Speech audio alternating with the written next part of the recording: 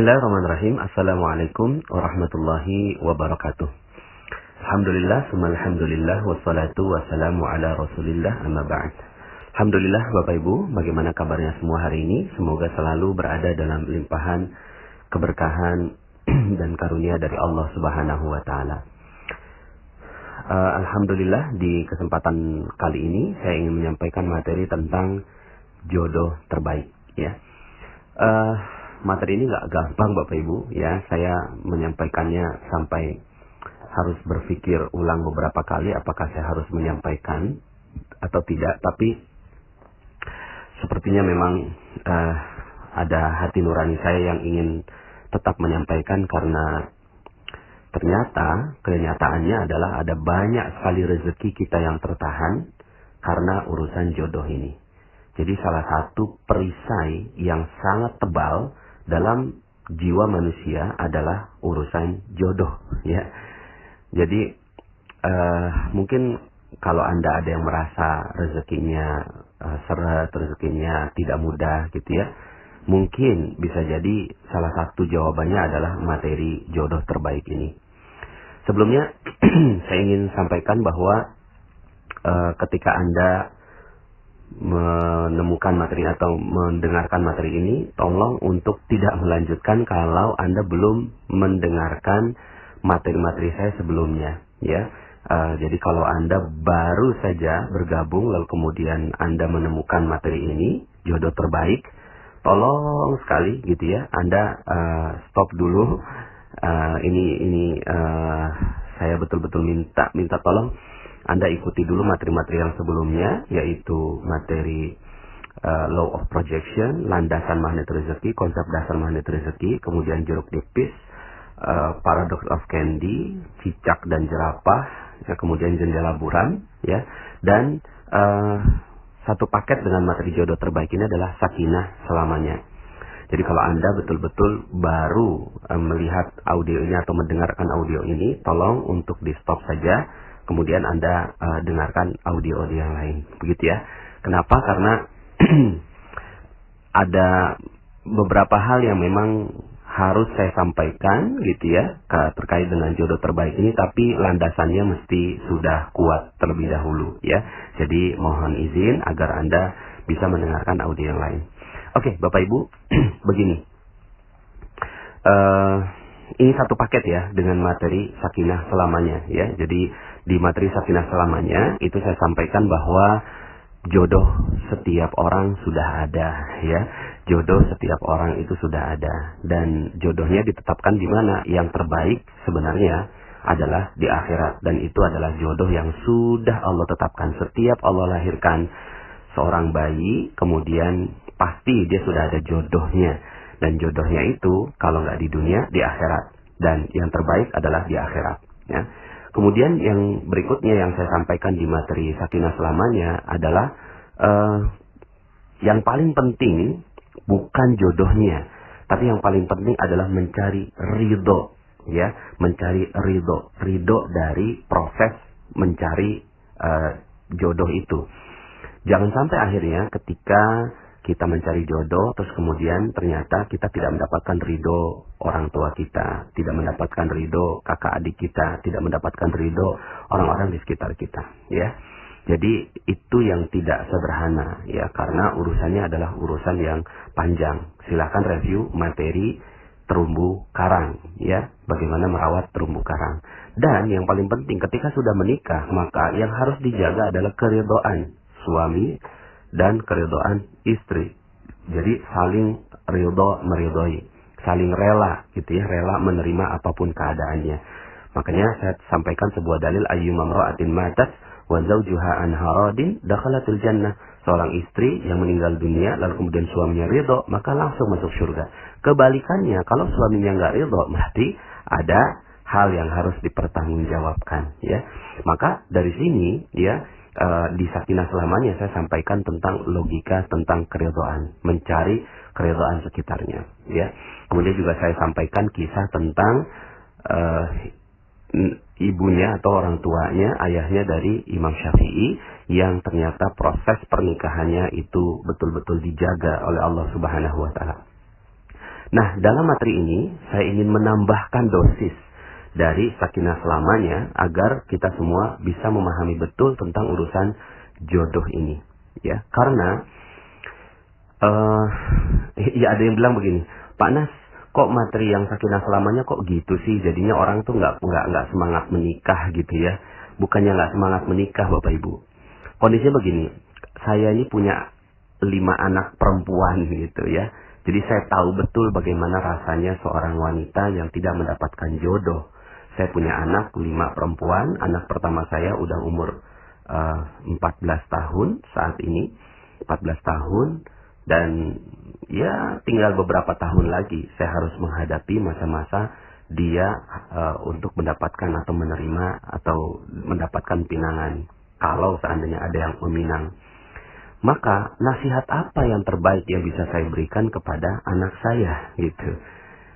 Ya karena anak saya perempuan, maka ya nasihatnya seperti yang saya sampaikan di sakinah selamanya. Udah tenang aja, cool gitu ya, nggak usah terlalu gerasa gerusu.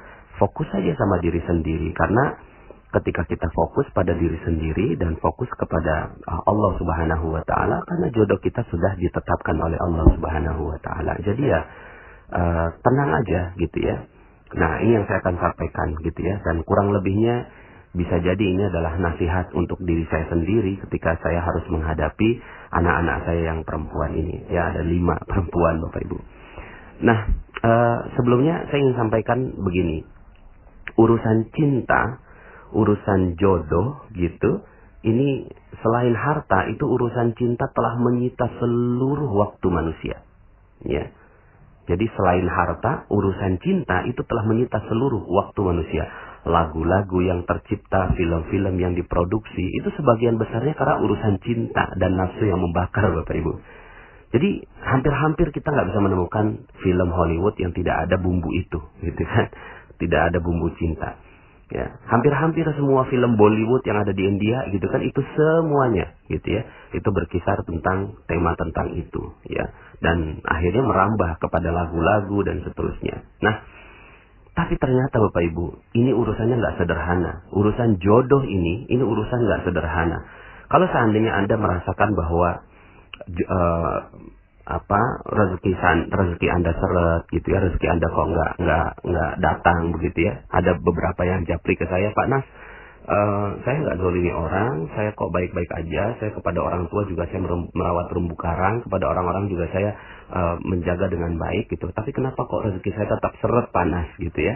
Ya, saya kan memang nggak tahu apa-apa ya, makanya saya minta mereka untuk yang seperti ini langsung aja coba ke Garbu Tala gitu ya, untuk bertanya langsung kepada Allah. Tapi mungkin bisa jadi salah satu sebab rezeki kita seret karena urusan ini Bapak Ibu, karena urusan jodoh gitu, karena urusan cinta.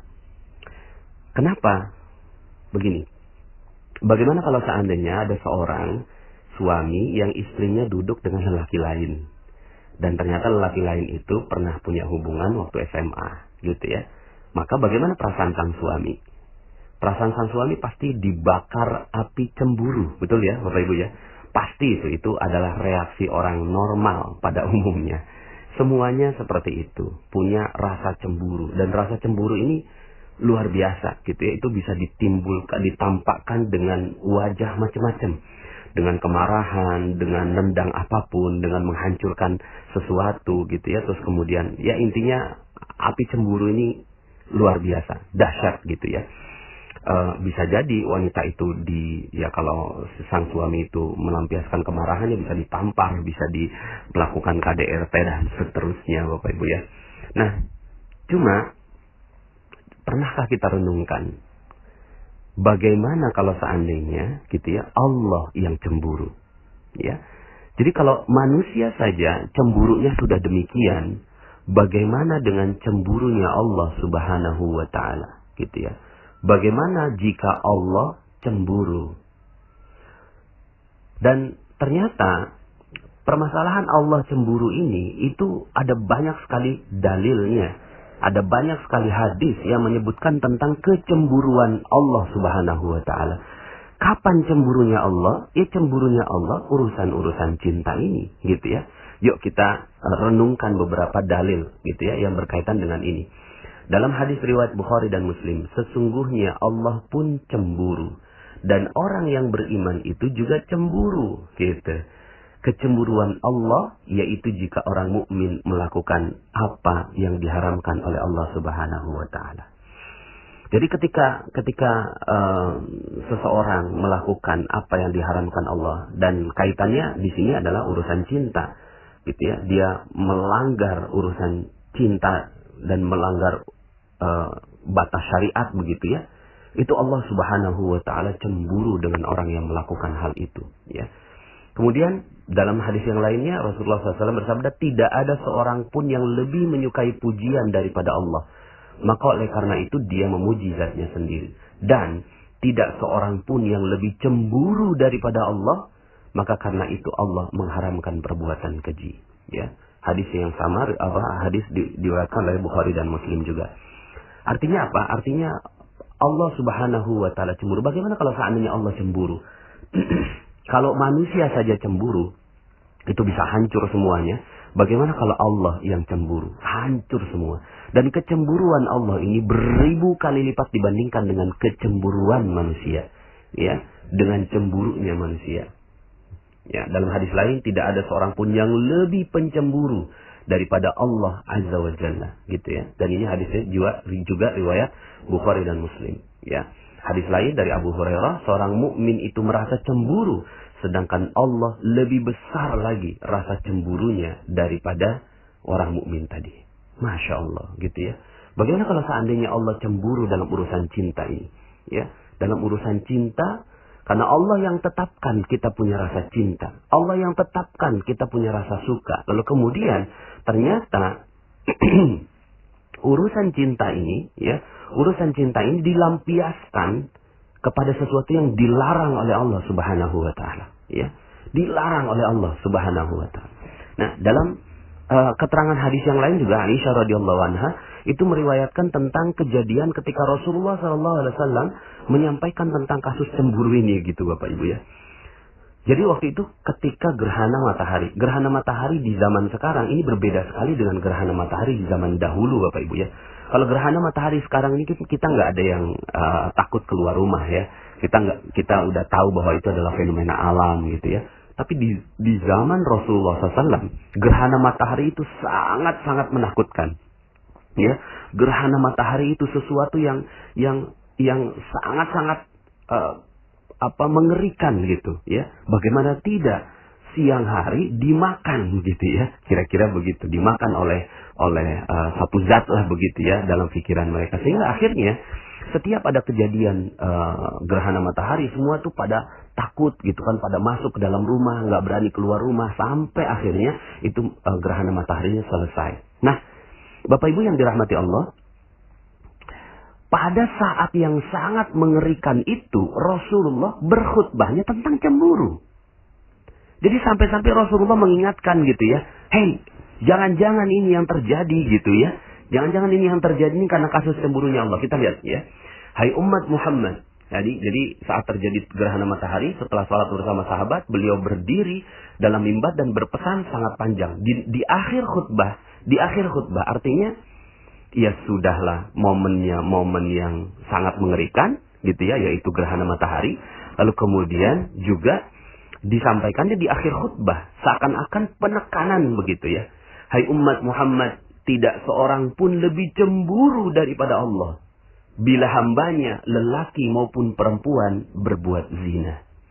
Masya Allah, dijelaskan oleh Rasulullah SAW, ya, bila hambanya lelaki maupun perempuan berbuat zina. Masya Allah, ya.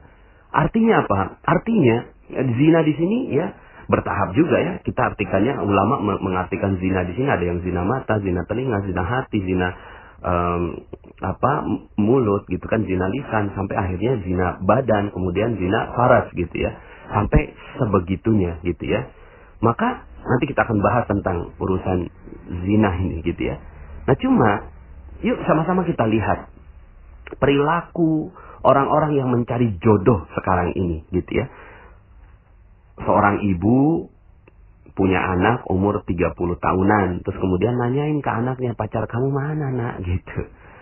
Kok gelisah banget gitu loh urusan pacar ini. Kok gelisah banget gitu loh. Sampai bertanya-tanya. Sampai malu kalau seandainya anaknya nggak punya pacar. Oh Allah, ini pacaran adalah sesuatu yang tidak diperbolehkan dalam Islam. Tapi kemudian menjadi biasa di hari ini. Gitu ya. Menjadi biasa di hari ini. Pacaran. Apa yang salah Pak Nas? Gitu ya. Ya gimana? Ini rasa cinta Allah yang sematkan. Dan Allah minta rasa cinta ini dijaga baik-baik. Tapi kemudian diumbar dengan begitu luar biasanya di zaman ini. Maka Allah Maha Pencemburu. Ya. Sampai-sampai Rasulullah ingatkan, tidak seorang pun lebih cemburu daripada Allah bila hambanya lelaki maupun perempuan berbuat zina. Masya Allah. Bisa jadi, ya. Bisa jadi. Yuk sama-sama kita, sama-sama introspeksi. Saya pun introspeksi pada diri saya sendiri. Jangan-jangan nih rezeki kita seret. Jangan-jangan rezeki kita tertahan. Jangan-jangan rezeki kita hilang, hancur. Proyek nggak datang-datang. Karena urusan zina ini. Karena urusan mencari jodoh tapi keluar dari batas syariat Allah Subhanahu wa Ta'ala. Gitu ya. Jadi, Masya Allah. Nggak sederhana nih urusan jodoh ini. Gitu ya. Urusan jodoh, urusan cinta. Nggak sederhana. Maka bagi sahabat semua yang masih belum punya calon gitu ya, sudahlah, ya tenang aja. Ya, yang sering terjadi adalah ya laki-laki akhirnya untuk mencari jodoh yang dia lakukan adalah dengan mencoba gitu ya.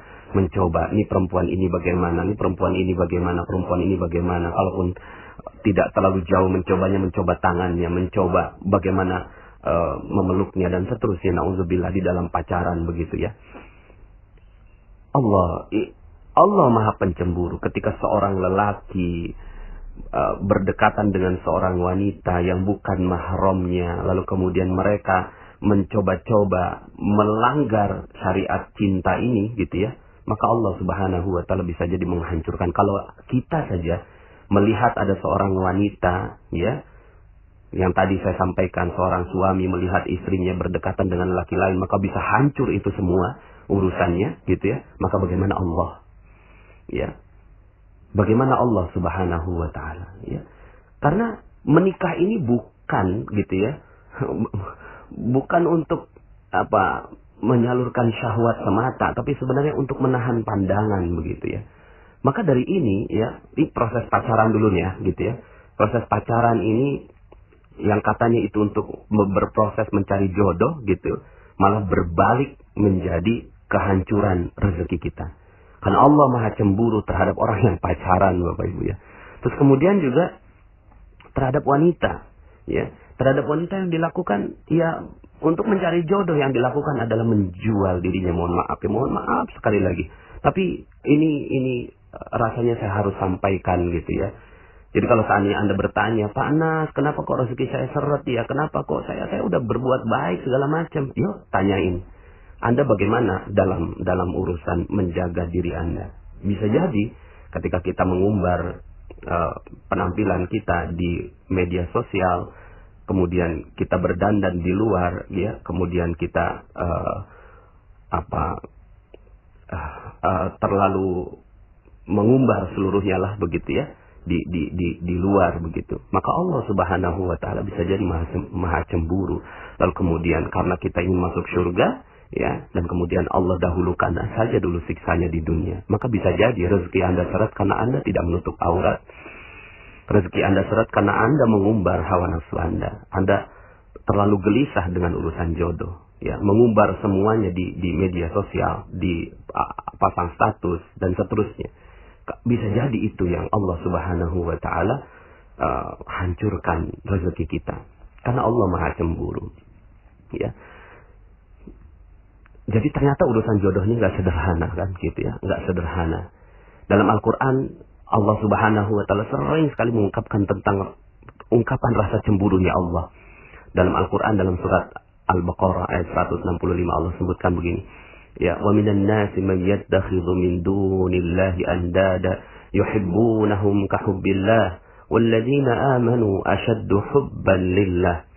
Di antara sebagian manusia ada orang-orang yang menjadikan sembahan-sembahan selain Allah. Sembahan-sembahan ini ya apa cirinya sembahan-sembahan ini? Ya, kalau saya nggak nyembah, kalau saya nggak nyembah patung, kok nggak nyembah ini. Ciri sembahan ini adalah yuhibbunahum kahubbillah. Mereka mencintai selain Allah itu sebagaimana mereka mencintai Allah. Coba lihat lagu-lagu kita sekarang, gitu kan? Lagu-lagu yang ada yang dinyanyikan oleh sebagian besar kita, ya. Tentang cinta semuanya urusannya, ya. Di mobil ingat kamu, makan ingat kamu, ya, minum ingat kamu, dan seterusnya. Padahal bagaimana kalau kita ya menyaksikan bahwa istri kita mengingat yang lain gitu. Tiba-tiba istri kita bersenandung gitu kan, istri kita naudzubillah, ya, istri seorang suami bersenandung gitu kan, di mobil ingat temannya, di ini ingat temannya ini. Bagaimana rasanya sebagai seorang suami? Cemburu sekali. Bagaimana Allah? Cemburu sekali ketika kok bisa ya dia mengingat yang lain selain aku. Walladzina amanu asyaddu hubban lillah. Sementara orang-orang yang beriman itu amat sangat cintanya kepada Allah Subhanahu wa taala. Allah ungkapkan rasa cemburunya dalam ayat itu. Bisa jadi ya seluruh rezeki kita dihancurkan oleh Allah Subhanahu wa taala karena urusan ini.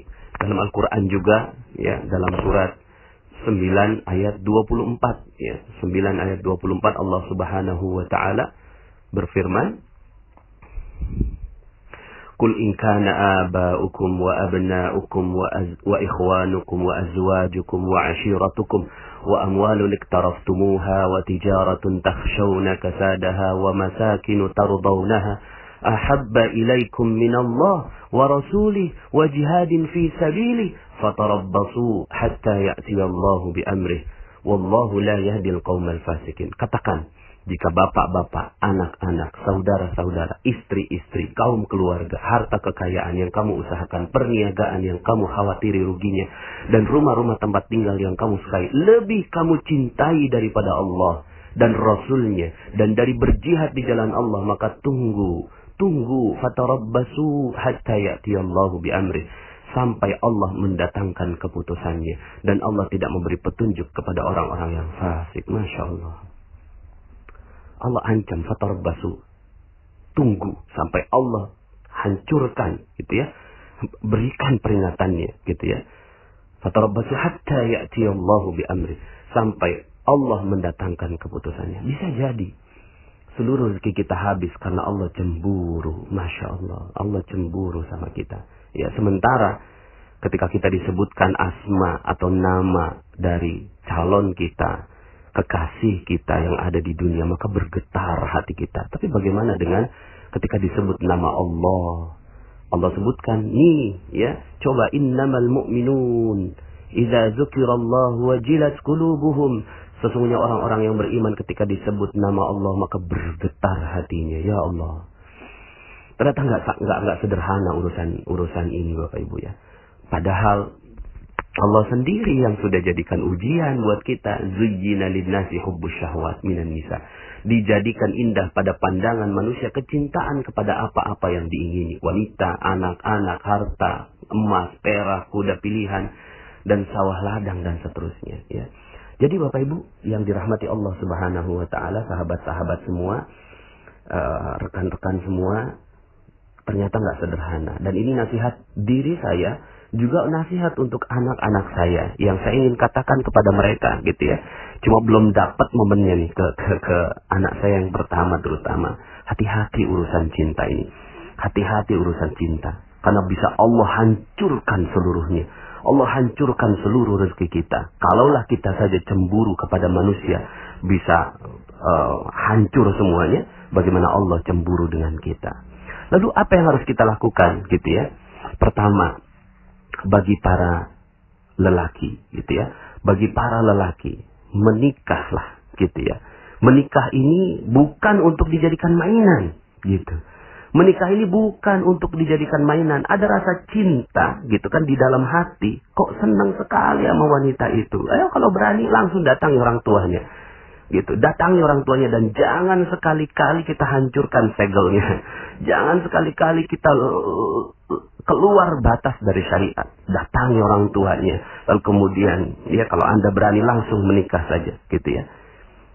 Ini yang perlu dilakukan, gitu ya. Dan itu untuk apa? Untuk menahan pandangan agar kita tidak tidak melanggar syariat Allah Subhanahu wa taala, gitu ya.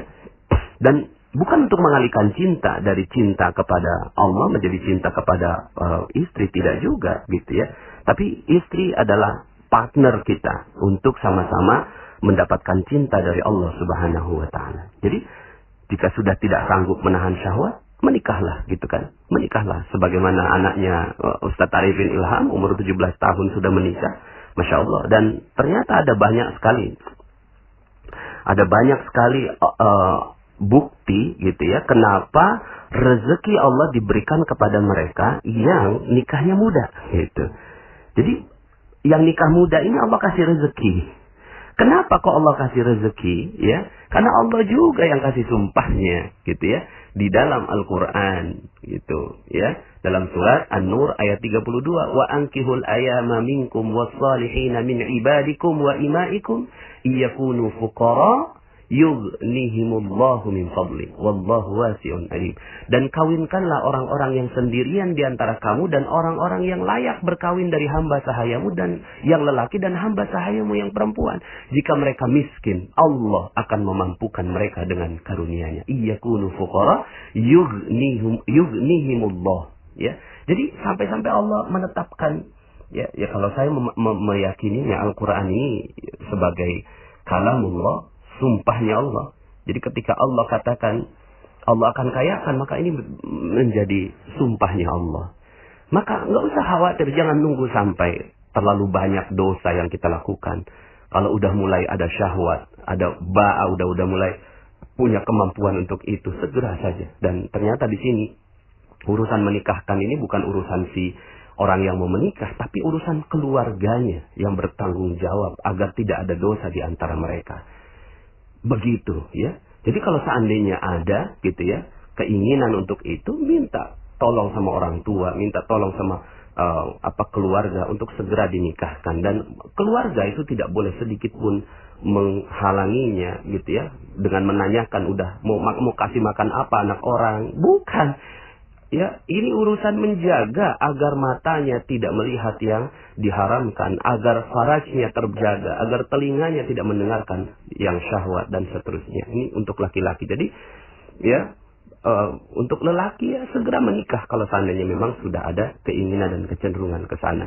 Kalau nggak sanggup, puasa, gitu ya. Dan betul-betul dijaga agar jangan sampai Allah Subhanahu wa taala cemburu dengan segala rasa cinta yang dititipkan kepada Anda, wahai lelaki, ya. Kemudian pada yang wanita ini harus hati-hati betul, gitu ya. Yang harus dilakukan, dan ini kita hidup di zaman di mana wanita sepertinya mudah saja mengumbar semuanya, gitu ya.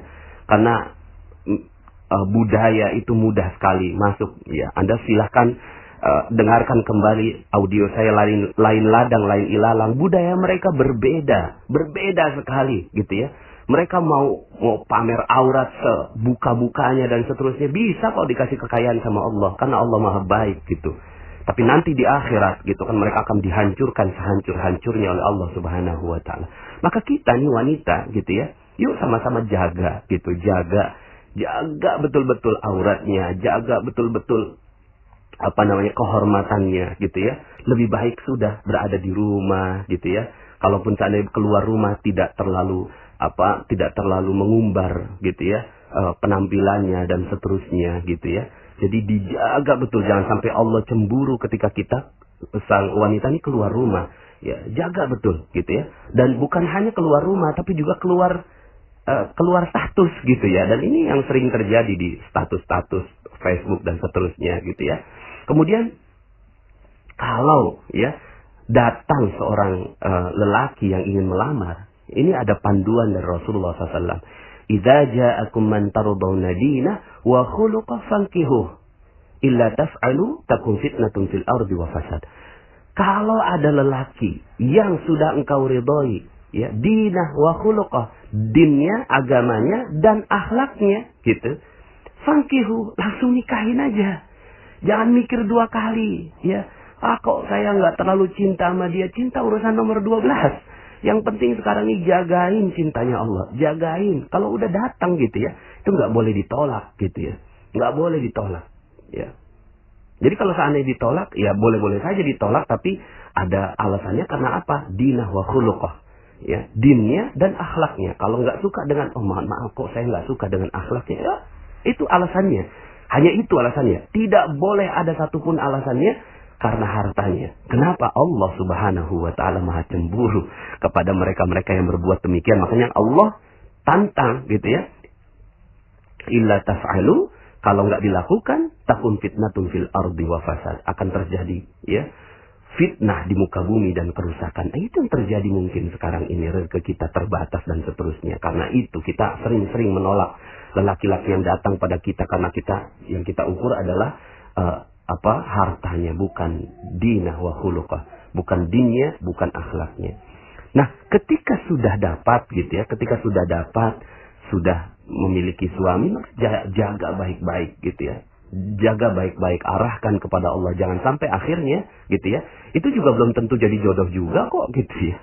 Jadi jodoh ini apa ya? Belum tentu. Makanya kalau kata Allah, inna min azwajikum wa auladikum aduwwan lakum fahdharuhum, maka kata Allah begitu.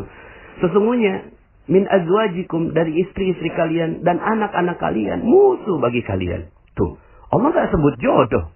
Allah sebutnya musuh. Kenapa? Karena Allah bisa jadi cemburu. Setelah menikah, seorang lelaki jadi sibuk sama istrinya. Kemudian ketika dipanggil azan, nggak datang ke masjid. Allah Maha cemburu terhadap yang demikian. Kok bisa? Gitu. Maka hati-hati ya. Wanita yang telah memiliki suaminya, jangan sampai ditahan itu suaminya untuk melakukan syariat-syariat Allah Subhanahu wa Ta'ala. Lepaskan mereka untuk bertemu dengan Allah Subhanahu wa Ta'ala ya. Jadi kalau itu yang dilakukan, bisa jadi Allah menjadi musuh sang wanita ini gitu ya. Jadi jangan sampai akhirnya itu yang terjadi. Ya sudah ya. Hubungan ini suami istri ini adalah partner gitu ya. Partner untuk saling menjaga. Seorang suami ya. Seorang suami yang meminta kepada istrinya karena syahwatnya menggebu, langsung dipenuhi gitu ya. Seorang istri gitu ya, itu tidak boleh sedikit pun menahan suaminya untuk beribadah kepada Allah Subhanahu wa Ta'ala. Ketika suaminya berbuat maksiat, ketika suaminya berbuat zalim dan seterusnya, sudah fokus aja. Berarti mungkin belum jodohnya, tapi jangan usah cerai juga gitu ya. Kalau kecuali memang sang suami memutuskan talak dan seterusnya. Nah, kalau ini yang terjadi, ya sudah, yang dijaga cinta terhadap apa? Yang dijaga adalah cinta terhadap Allah Subhanahu wa Ta'ala, agar Allah tidak cemburu. Itu yang mesti dijaga dengan baik-baik gitu ya. Nah, kemudian ya, kalau benar-benar ya belum menikah ya, belum menikah, hati-hati. Satu, ya kalau Anda belum menikah, satu, fokus saja sama Allah Subhanahu wa Ta'ala. Allah adalah zat terbaik yang siap memberikan jodoh Anda yang terbaik.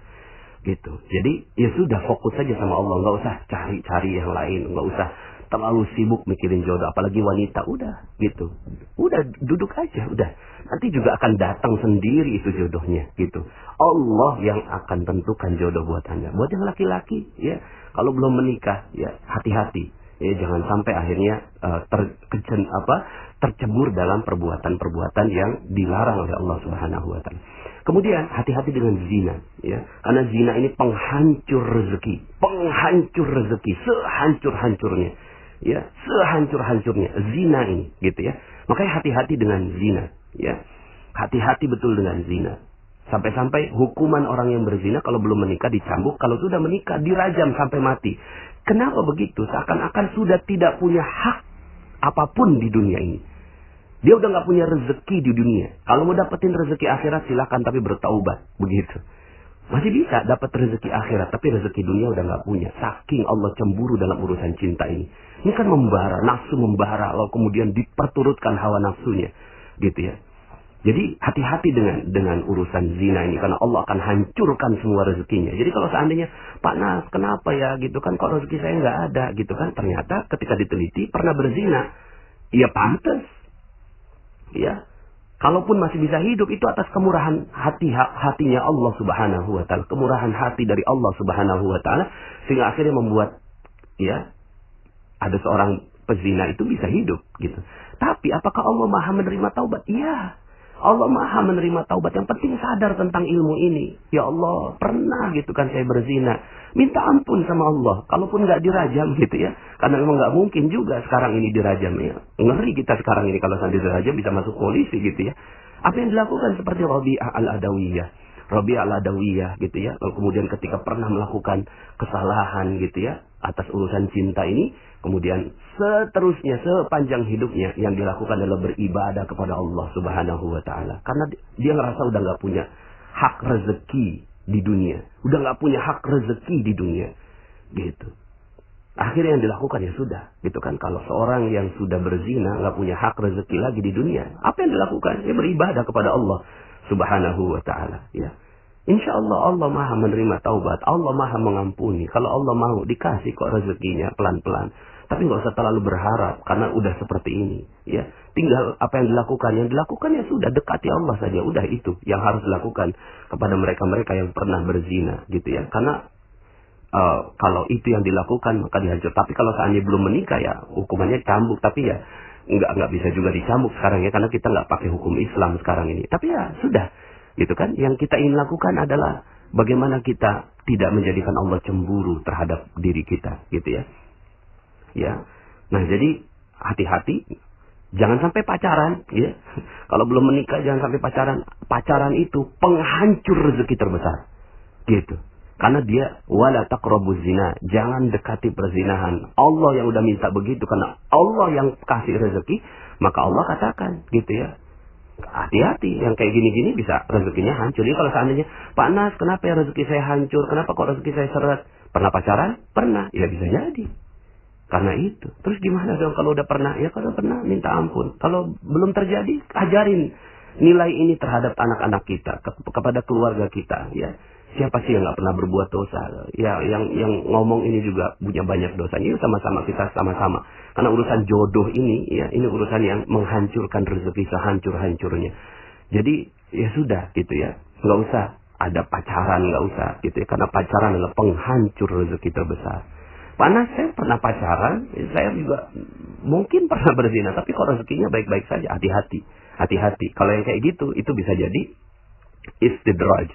Bisa jadi Allah senangin kita di dunia supaya akhirat nggak dapat apa-apa. Makanya minta ampun sama Allah. Kalau udah pernah berbuat itu, ya jangan-jangan nanti disiksa di akhirat. Karena rezeki juga bukan hanya uang, tapi keharmonisan. Jadi kalau seandainya, kenapa kok ya gitu ya, saya kok nggak harmonis dengan suami, nggak harmonis dengan mertua, kemudian ada masalah dengan tetangga, ada masalah dengan bisnis, ada masalah dengan apa, ya bisa jadi Allah lagi ngancurin kita karena urusan jodoh ini. Dari dulu mungkin sebelumnya kita sudah melakukan kesalahan-kesalahan.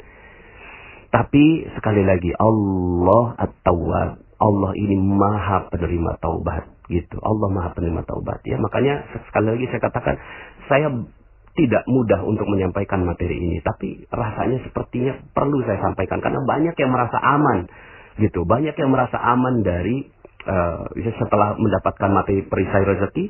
Panas, alhamdulillah saya udah duha, udah tahajud, udah sedekah, tapi kenapa ya saya kok rezekinya nggak datang-datang? Ya bisa jadi ini, bisa jadi urusan jodoh ini, urusan cinta ini, gitu. Lalu kemudian kesimpulannya terakhir gitu ya, yang ingin saya sampaikan ini kan judulnya adalah jodoh terbaik. Lalu siapa jodoh terbaik itu? Jodoh terbaik tidak ada yang lain kecuali jodoh yang mengajak kepada Allah. Udah, itulah jodoh terbaik. Jodoh terbaik adalah jodoh yang di dunia mengajak kepada Allah. Kalau tidak mengajak kepada Allah berarti bukan jodoh terbaik. Mungkin jodoh tapi bukan terbaik. Gitu, bukan jodoh yang baik. Gimana Pak Nas kalau seandainya saya udah dapetin suami yang sepertinya bagaimana gitu ya, KDRT, zalim, nggak pernah sholat dan seterusnya. Ya, sepanjang dia tidak menceraikan kita, ya sudah, kita aja yang bertaubat, minta ampun kepada Allah Subhanahu wa Ta'ala, terus bertaubat kepada Allah gitu ya, dan bersabar saja dengan keadaannya karena sudah pernah ada akad nikah. Akad nikah itu sumpah, janji yang sangat-sangat agung, mitsaqan ghalidha. Itu perjanjian yang amat erat, kuat sekali. Kalau seandainya suami ucapkan talak, baru kemudian Anda selesai, gitu ya. Dan ternyata kan bisa juga jodoh akhirnya bukan suami kita yang sekarang kan, gitu ya. Setelah itu ya sudah, gitu ya. Fokus saja, perbaiki anak-anak, perbaiki diri sendiri, dekatin dengan Allah, jangan sampai Allah cemburu, lalu kemudian berharap nanti jodoh Anda dipertemukan di surga Allah Subhanahu wa taala dengan seorang raja yang sangat-sangat luar biasa tampan rupawan nanti di surga Allah, Toh cuma sebentar lagi kok. Dunia kan cuma 60 tahun, 70 tahun dibandingkan dengan jutaan tahun yang akan kita lalui sampai ke akhirat, lalu kemudian nanti di surga itu abadan selama-lamanya, gitu ya. Dunia ini singkat sekali, sudah sabar aja, gitu ya. Kalau memang seperti itu. Jadi, siapa jodoh terbaik? Jodoh terbaik adalah jodoh yang mengantarkan kepada Allah. Cari mereka, ya. Kalau nggak begitu, jangan mau, gitu ya.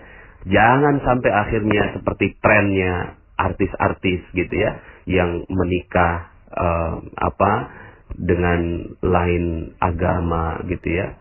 Menikah dengan orang yang tidak mengajak kepada Allah Subhanahu wa taala, itu bukan jodoh, itu musibah. Musibah yang seperti itu, gitu ya. Jangan sampai akhirnya kita terkena musibah itu. Dalam Al-Quran disebutkan, Allah larang, wala tankihul musyrikati hatta yu'min, wala amatun mu'minatun khairum min musyrikati walau a'jabatkum. Dan janganlah kamu nikahi wanita-wanita yang musyrik. Yang musyrik artinya yang nggak kenal Allah sebelum mereka beriman. Sesungguhnya wanita budak yang mukmin lebih baik daripada wanita musyrik walaupun dia menarik hatimu, ya. Jadi Bapak Ibu, ya, adik-adik, sahabat semua, rekan-rekan, yuk kita hati-hati dalam urusan jodoh ini. Karena ternyata urusan jodoh inilah salah satu perisai rezeki yang besar.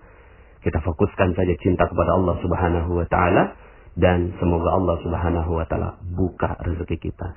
Mohon maaf atas segala kekurangan, ya. Semoga dengan materi ini kita sama-sama menjahit kembali, ya, hal-hal yang sudah terluka di masa-masa yang lalu kemudian kita jelang kehidupan yang jauh lebih baik. Bisa jadi Allah lupakan semuanya. Seperti materi saya, cacat yang sempurna. Siapa sih yang nggak punya cacat? Siapa sih yang nggak pernah punya salah? Ya, semaka Anda bisa dengarkan kembali materi cacat yang sempurna. Lupakan semuanya, fokus kepada masa depan. Yuk sama-sama kita rapihkan masa depan kita. Kalau sekarang ini rezeki kita berat, rezeki kita seret, rezeki kita tidak ada, wajarlah, ya. Memang kita pernah membuat Allah cemburu. Sekarang jalin lagi hubungan dengan Allah. Jalin lagi hubungan dengan Allah. Kita datang pada Allah selangkah, Allah datang 1000 langkah. Jika kita datang kepada Allah dengan berjalan, Allah datang dengan berlari. Masya Allah. Mudah-mudahan Allah dekati kita. Terima kasih. Mohon maaf atas segala kekurangan. Saya Nasrullah. Sampai jumpa di audio-audio berikutnya. Assalamualaikum warahmatullahi wabarakatuh.